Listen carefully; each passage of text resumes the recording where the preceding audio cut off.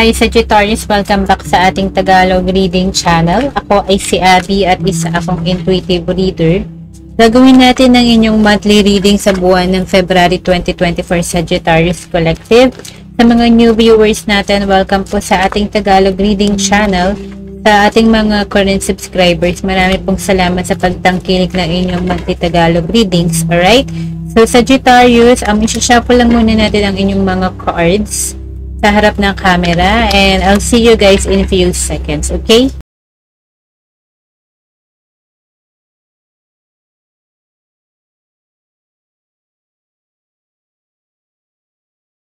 Alright, so welcome back Sagittarius. So kunin na natin ang inyong 7 baraha para sa inyong general life snapshot sa buwan ng February 2024 Sagittarius, okay?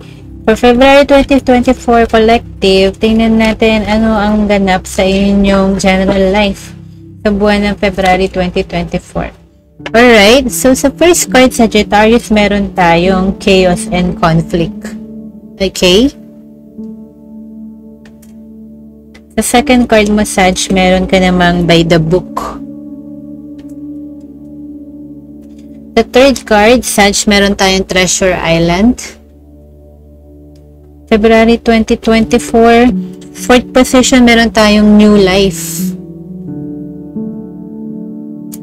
Sa ikalimang position, meron ka namang A Leg Up, Sagittarius. Okay. Sa ika-anim na position, meron tayong Flexible. And at the center, Sag, meron tayong Regeneration. Wow. Okay. So, umpisa na natin sa general life mo, Sag, no? May mga situation recently na medyo naging difficult or unstable or quite confusing, no? Or sometimes conflict din to kasi chaos and conflict. So, something na hindi in order or na-shook ka lately in the past month, like January or pagpasok ng 2024 or yung nakaraang taon pa yan na energy, okay? So, ito yung kailangan mo nang i-release, okay? Maaaring done and dusted na, tapos na yung mga chaos and conflict na yan. Kasi nasa release position, ang sinabi dito, better times ahead ang darating para sa February 2024 mo, Sagittarius, okay? At kung may mga residual or mga natitira pang energy ng na-carry mo, no, sa last month or last year, kailangan i-let go mo na yon. Okay? Yung something na hindi in order, magulo, lagi nagtatalo, lagi nag-aaway, may confusion, at yun nga, may mga disarray or conflict, okay? In general to, sa buhay mo, career, sa money mo man to, nagkaroon ng struggle, sa family situation, you would know naman, Sag.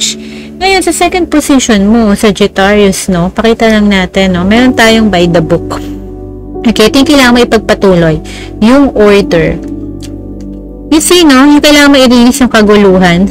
Tapos, yung kailangan mo ipagpatuloy yung order, yung authority, yung process na may dapat kang sundin na process or procedure or parang routine na nakaset na. Okay, yun yung kailangan mo ipagpatuloy.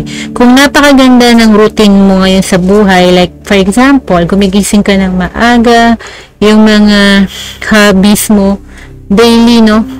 Let's say sa work ethics mo, ipagpatuloy mo daw yan sa outlook mo sa buhay, yung perspective mo sa maybe sa mga other sideline mo or business or sa finances mo man, kung in order yon, magaling ka mag-manage ng pera, and even sa mga relationship mo, may ganda yung time management mo, and may respect tayo over certain authority or procedure. Yun yung kailangan mo doon ipagpatuloy, Sag, okay?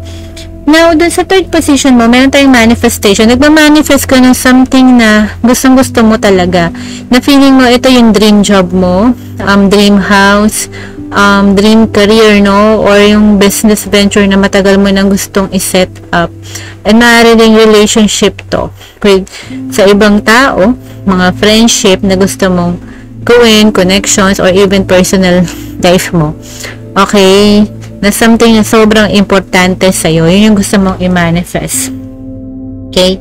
Sabihin na natin na hindi common, no? Mailap, mahirap, Pero nandun siya. It's out there. Yun yung gusto mong i-manifest, such. And then, sa 4th position, meron tayong new life.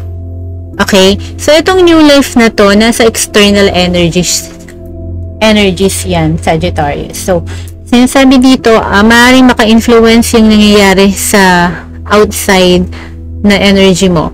Maaaring ito ay related sa mga kaibigan, connection, family members mo, na magkakaroon ka ng push na maging mas better, mag-start ka ng panibagong simula. Clean slate, yun yung sinasabi dito. Yung external energies na naka-influence sa'yo para mag-start ka ng bagong simula sa February 2024. May nangyari dyan na mga external factors as well. Sa career mo, sa finances mo man, or situations sa bahay, family and friendship na pinush ka na magkaroon ng bagong start or restart, okay, ng chance para mas magkaroon ng fresh beginnings yung February 2024 mo. Wala sa January yung beginning mo. Papasok siya ng February, Sagittarius. Okay? Now, sa ikalimang position, makikita mo ditong a leg up, no? So, yung kailangan mo ibigay sa sarili mo sa ibang tao is hayaan mo na mas maging matulungin ka, or may mga tao na hayaan mo silang tulungan ka. Maaaring kailangan nila ng support, maging support ka sa kanila, emotional, moral support, financial support, or assistance. Pwede din na sila ay kailangan mo. So, i-welcome mo rin yung mga tulong na papasok sa'yo for February 2024. May mga tao na magkakaroon ng interest na humingi ng tulong sa'yo, or ikaw ang hihingi ng tulong sa kanila. So, be open lang na makipagtulungan. Yun ang sinasabi dito. Okay?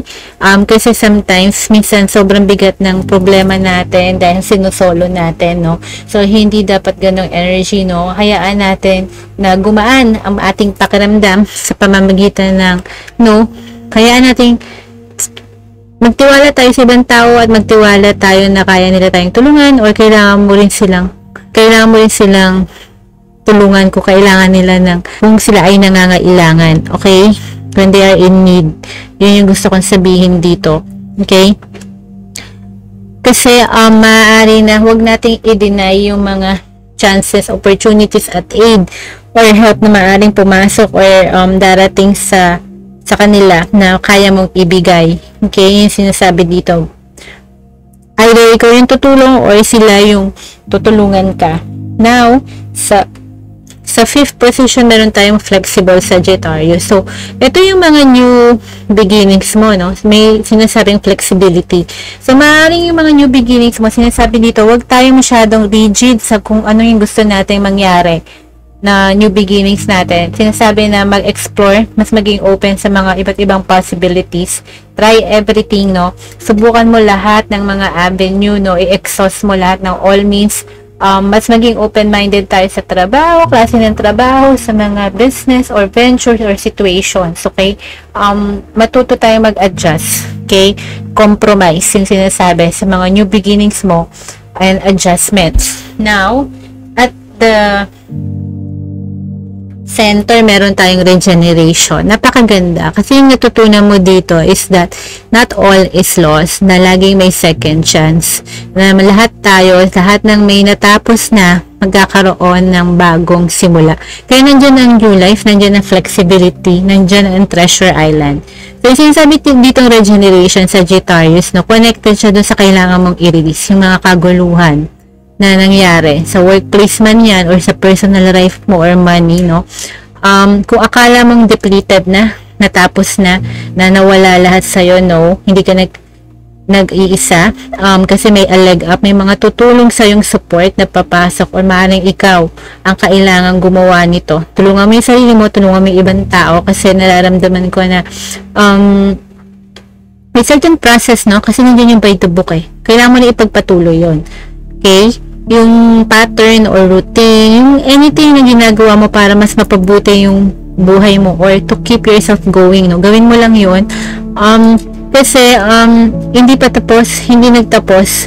Okay, may bagong chapter, bagong simula na darating para sa iyo, Sagittarius. Regeneration yan. Second chances, restart, or Alam mo yung from the ashes of my monumental failure, rise the empire of your success. Ganun, no? Kailangan may maguho, kailangan may gumuho para makapagpatayong muli ng mas maganda at mas bago. Kasi natututo tayo dun sa chaos and conflict ng nakaraan. Okay? So, sana nag-resonate kayo sa general life reading yung Sagittarius, no? Para sa February 2024. I-shuffle ko lang yung mga cards at gagawin natin ang inyong love reading sa separate video.